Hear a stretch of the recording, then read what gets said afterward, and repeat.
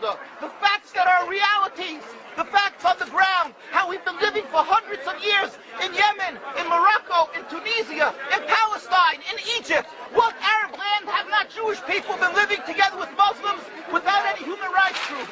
Tell me what land the Jews did not live in harmony with the Muslims. In Iran, we have over 25,000 Jews there, thank God. Why? Because this is not a religious conflict. It's purely because of a political movement, a relatively new movement, which is antithetical, contradictory to the Jewish religion of thousands of years. Judaism is spirituality, a religion of compassion to emulate God. Zionism has been created 100 years ago by atheists, people who have abhorred religion, who wanted to transform Judaism from religion to nationality, to a purely materialistic base, godless in its essence. That is not Judaism, and they have no right to use the name of Israel. They've usurped our name, they've stolen our symbols, and they've stolen our identity.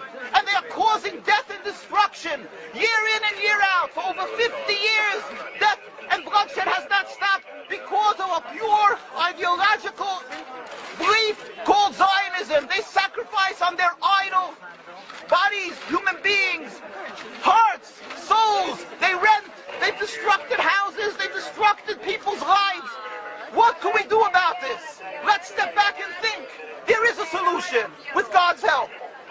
If we would put away the politics, then we could know that we've been living and coexisting together. We most profusely apologize to the Muslims, to the Arabs, what have been done to them. Know that we've been living and coexisting together. We most profusely apologize to the Muslims, to the Arabs, what have been done to them.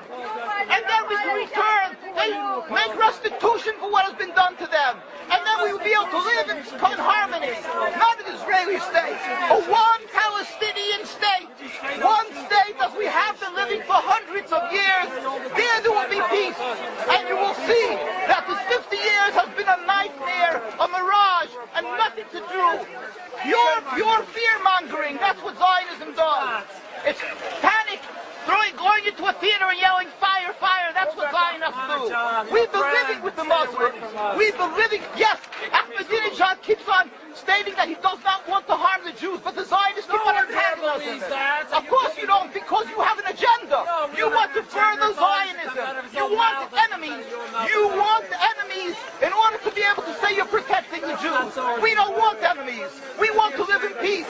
We have been always living in peace with the Muslims, and we will, with God's help, continue to live with them in peace. We implore the participants in this conference, read, step back, study the history truthfully, and see what the true Jewish voice is of hundreds of thousands of Jews who are still true to their religion, whether they're living in Jerusalem, whether they're living in New York. What do these Jews in Williamsburg section of Brooklyn, hundreds of thousands of Jews who are the most God-fearing in the community, why are they all opposed to the state of Israel? Why is that one Israeli flag in Williamsburg, Brooklyn?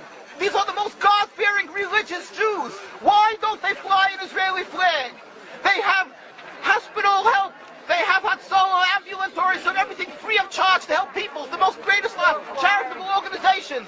Why these compassionate people don't support the state of Israel? Why not?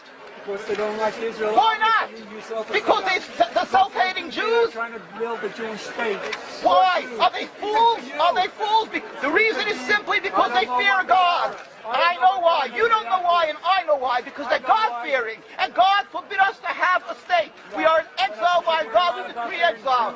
And we are forbidden to oppress the people. We are forbidden to oppress the Palestinian people and steal their houses. That is what Judaism says. Thou shalt not steal. Thou shalt not kill. We have no right to the rule over the land of Palestine.